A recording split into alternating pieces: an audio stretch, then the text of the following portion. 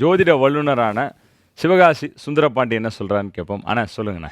கன்னிராசி நேயர்கள் வந்து பார்த்திங்கன்னா கடந்த 1.5 வருஷத்தில் அதிகமாக ஜாதகம் பார்த்த நேயர்கள் வந்து பார்த்திங்கன்னா எனக்கு கன்னிராசி நேயர் தான் அதிகமாக பார்த்தாங்க. ஏன்னா அந்தளவுக்கு ஒரு மன அழுத்தம் டிப்ரெஷனில் இருந்தாங்க. ஸோ அது கேது பகவான் விலகல் மூலமாக அவங்களுக்கு ஒரு மாற்றத்தை கிடைக்க போகுது.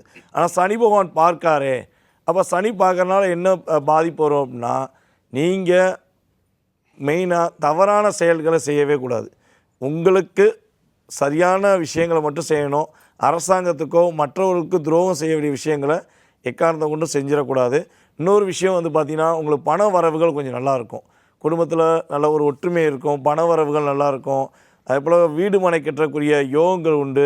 சந்தோஷம் இல்லை என்ற சூழ்நிலை மாறி சந்தோஷம் ரொம்ப நல்லா இருக்குங்கிற சூழ்நிலை உறுதியாக ஏற்பட போது கடன் சுமையிலேருந்து மீண்டுருவீங்க.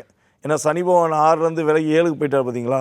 அதனால் எவ்வளோ கடன் வாங்கியிருந்தாலும் முடிஞ்சளவு உங்களுக்கு கடன் கொஞ்சம் படிப்படியாக குறைஞ்சி கடன் இல்லாத வாழ்க்கை வாழக்கூடிய ஒரு அற்புதமான காலமாக இருக்க போது.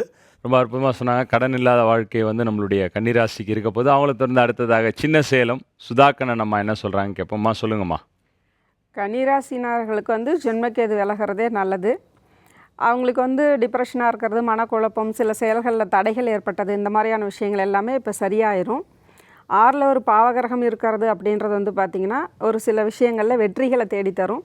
தேர்வு எழுதுகிற மாணவர்களுக்கு தேர்வில் வெற்றி, விளையாட்டில் இருக்கக்கூடியவங்களுக்கு விளையாட்டில் வெற்றி, இந்த மாதிரியான விஷயங்கள் நல்லாயிருக்கும். கடன் தொந்தரவுலேருந்து விடுபடக்கூடிய வாய்ப்பும் கிடைக்கும். ஏதாவது செய்யலான்னு சொல்லிட்டு கடன் வேணும் அப்படின்னாலும் அந்த கடன் கிடைக்கக்கூடிய வாய்ப்பும் அவங்களுக்கு கிடைக்கும். சொத்து சுகங்கள், வண்டி வாகனங்கள் ஏற்படக்கூடிய வாய்ப்பு இப்போ நல்லாயிருக்கும். திருமணம் தாமதமானவர்களுக்கு திருமணம் நடக்கக்கூடிய வாய்ப்பும் இப்போ நல்லா இருக்குது.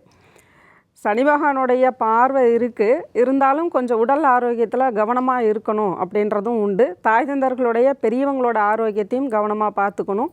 10ல் குரு இருக்கார். 10ல் குரு இருந்தால் பதவி பறிபோகுன்ற விஷயங்கள்லாம் சொல்லுவாங்க. அப்படி கிடையாது. நீங்கள் 10ல் குரு இருக்கிறது உங்களுக்கு பட்டம், பதவி, கௌரவம், அந்தஸ்து தேடி வரக்கூடிய சூழலும் இருக்குது. அது நீங்கள் நடந்துக்கிறத பொறுத்து நிதானமாக செயல்பட்டிங்கன்னா கண்டிப்பாக எல்லா விஷயத்துலையுமே ஜெயிக்கக்கூடிய வாய்ப்பு தான் கன்னிராசிக்கு. ஜெயம் உண்டாகும் அப்படின்னு சொல்லியிருக்காங்க கன்னிராசிக்கு. அவங்கள தொடர்ந்து அடுத்ததாக செல்வி அவர்கள் என்ன சொல்கிறாருன்னு கேட்போம். ஐயா சொல்லுங்கள். கன்னியாராசிக்காரர்கள் திருப்பதி திருமலையில் ஒரு இரவு தங்கிட்டு வருது. பெருமாளை பார்க்குறீங்களே இல்லை, திருப்பதி மலையில் ஒரு நாள் தங்கிட்டு வர்றது இந்த விஸ்வாவசு வருடத்தில் ரொம்ப நல்லது. கணவனாக இருந்தால் மனைவியின் உடல்நிலை, மனைவியாக இருந்தால் கணவனின் உடல்நிலை ரொம்ப கவனமாக பார்த்துக்கணும். இடமாற்றம், வீடு மாற்றம், மனை மாற்றம், உத்தியோக மாற்றம், தொழில் மாற்றம் நிச்சயமாக ஏற்படும். கொடுத்த வாக்கை குடும்பத்திலும் வெளிவட்டாரத்திலும் காப்பாற்றக்கூடிய அதி அற்புதமான ராசிக்காரர்கள் கன்னியா ராசிக்காரர்கள். தாய் வழி உறவு, தந்தை வழி உறவில் இருந்த மன கஷ்டங்கள்லாம் தீந்துடும். இரத்த பந்த உறவுகள், சொத்து பிரிப்பது போன்ற விஷயத்தில் இருந்த பாதிப்புகள் நிவர்த்தி ஏற்படும். பழைய கடன்கள் பைசல் செய்வதுடன் வேற்றுமொழி மனிதர்களால் அதிகம் ஆதாயம் பெறுவீர்கள். தூக்கமின்மை இருந்த பாதிப்பு போய் நல்ல நிம்மதியாக தூங்குவீங்க. ராத்திரியில் தூங்குறது இல்லாமல் டேலே தூங்கக்கூடிய அளவுக்கு உங்களுக்கு அந்த அளவுக்கு ஒரு நிம்மதி ஏற்படும். தெய்வீக வழிபாடுகள் அதிகமாக மேற்கொள்ளக்கூடிய ராசிக்காரர்கள் கன்னியா ராசிக்காரர்கள். கணவன் மனைவி விஷயத்தில் சாதாரண சண்டை வந்து பெரிய அளவு கஷ்டத்தையும் பெரிய அளவு சங்கடத்தையும் ஏற்படுத்திவிடும். தேக ஆரோக்கியத்தில் கண்டிப்பாக அலர்ஜி, ஒவ்வாமை, சளி தொந்தரவுகளில் மிக மிக கவனமாக பார்த்து கொண்டால் போதும். நன்றி. அவரை தொடர்ந்து அடுத்ததாக முகுந்தன் முரளி அவர்கள் கன்னிராசிக்கு என்ன சொல்கிறாருன்னு கேட்போம். ஐயா சொல்லுங்கள். எதையுமே முன்கூட்டி திட்டமிட்டு செயல்படுத்தி வெற்றி கொள்ளக்கூடிய கன்னிராசி நேயர்களே, உங்கள் ராசிக்கு 2ஆம் இடத்தை குரு பார்வையும் 4ஆம் இடத்தை குரு பார்க்குறதும் 6ஆம் இடத்தை குரு பார்க்குறதுனால ரொம்ப ஒரு விசேஷமான ஒரு தன்மை. பிரிந்த குடும்பங்கள் ஒன்று சேரக்கூடிய யோகம் அமைப்பாட்டில் ஏற்படுத்தி கொடுக்கும். நீண்ட நாட்களாக வீடு கட்ட முடியல, இடம் வாங்க முடியல அப்படின்னு இருக்கிறவங்க ஆசைகள் எல்லாம் நிறைவேற்றி கொடுக்கறதுக்கான ஒரு அற்புதமான ஒரு வாய்ப்புகள் இந்த கன்னிராசிக்காரர்களுக்கு உருவாக்கி கொடுக்க போகக்கூடிய காலகட்டங்களாக இருக்கின்றது.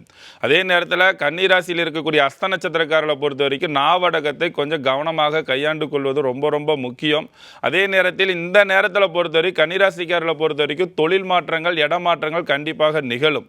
அப்போ இந்த பூமி, மனை, இடமாற்றம், வீடு மாற்றங்கள் சம்பந்தப்பட்ட விஷயங்கள் மாற்றங்கள் வருது ஏற்றுக்கொண்டு அதை சரியான வழிபாதையில் கொண்டு செல்வதன் மூலமாக மட்டும்தான் கன்னிராசிக்காரர்களுக்கு இந்த வருடங்கள் சிறப்பான ஒரு ஆண்டுகளாக உங்களுக்கு அமைய போகி இருக்கின்றது.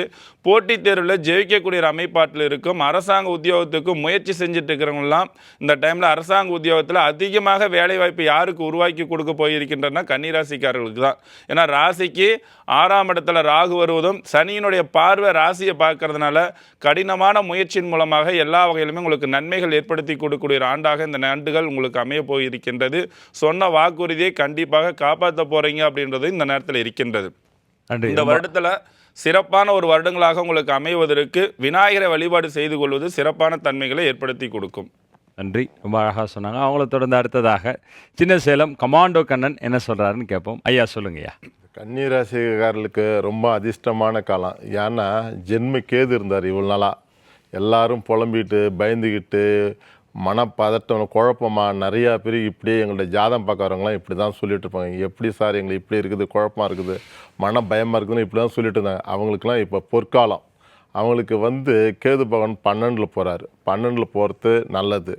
ராகு பகவான் 6ல் வர்றாரு, அது நல்லது. என்னென்னா இந்த வைத்திய செலவு, மெடிக்கல் லைன், ஆப்ரேஷன், நீண்ட ரொம்ப நாள் ட்ரீட்மெண்ட் பார்க்குறவங்களுக்குலாம் அருமையான காலகட்டங்கள். அவங்க ட்ரீட்மெண்ட் பார்த்தோன்னா இந்த பாவகிரகம் ட்ரீட்மெண்ட்டுக்கு அருமையாக நன்மை செய்யும். அதில் எந்த ஒரு மாற்று கருத்தும் இல்லை. அதேமாரியா ஐயா சொன்ன மாதிரியா இந்த கன்னிராசிக்காரனுக்கு திருப்பதி ஏழுமலையான் கோயிலுக்கும் ஸ்ரீரங்க பெருமாளுக்கும் போயிட்டு வர்றது ரொம்ப ரொம்ப சிறப்பாக இருக்கும். அதேமாரி 10ஆம் இடத்துலேருந்து குரு பகவான் 2ஆம் இடத்தையும் 4ஆம் இடத்தையும் 6ஆம் இடத்தையும் பார்க்குறாரு.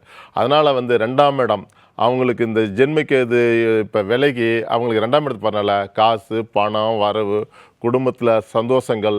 4ஆம் இடத்துல வண்டி, வாகனம், பூமி, நலம், சொத்து எல்லாமே வரும். 6ஆம் இடத்து போகிறனால அதுவும் தொழில் அமைப்பும் அருமையான ஏற்ற காலம். அதனால் ஒன்றும் பயப்படணும். 10ஆம் இடத்துல குரு பகவான் இருந்து அவங்களுக்கு எல்லாமே நன்மை செய்ய காலம். இவ்வளோ நாள் கஷ்டப்பட்டதுக்கு இப்போ நன்மையான ஆண்டு காலம் இந்த கன்னிராசிக்காரர்களுக்கு.